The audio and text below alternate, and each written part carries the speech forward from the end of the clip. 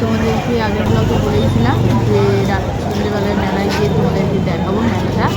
এই দেখো চলছে সেই মেলা, এটা পয়লা বৈশাখের দিনকে হয়, মানে কালকে হয়েছে, আমি কালকে গিয়েছিলাম। এই দেখো বন্ধু মেলাতে কত ভিড়। এই দেখো সব দোকান, তখন দেখিয়েছিলাম এর আগের ব্লগে যে অটোমেটিক অফ হয়ে যাচ্ছে সবে। এই দেখো এখন সব দোকান বসে গেছে, আর মানুষেরও তেমন ভিড়। তখন দেখো কত ফাঁকা ছিল, প্রচুর মানুষের ভিড়।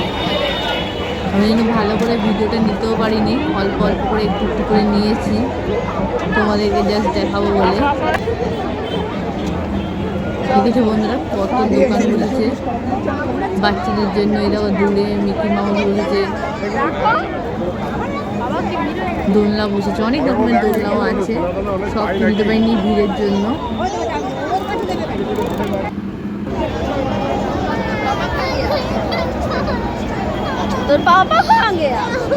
তোমরা জানোই বন্ধুরা মেলা মানে ভিড় হবে, আর মেলা মানে অনেক জিনিস পাওয়া যাবে।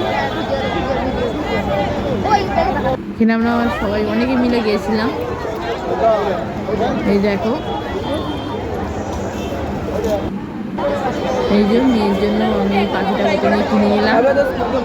আমরা 23 জনের পয়লা বৈশাখের সাজ কেমন লাগছে বন্ধুরা জানিও কিন্তু। এই যে জিলাপি কিনে নিয়েছি।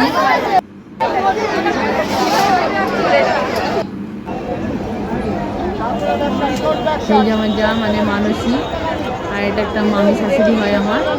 এই যে মেয়ের জন্য পুতুল কিনেছে ওরা।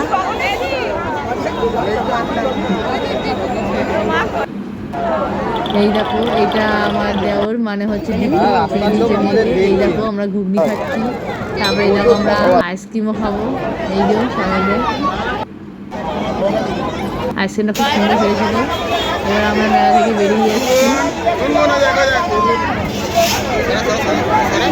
আসার সময় রোলটা আমি কিনে নিয়েছিলাম, সেটা ভিডিওতে নেওয়া হয়নি।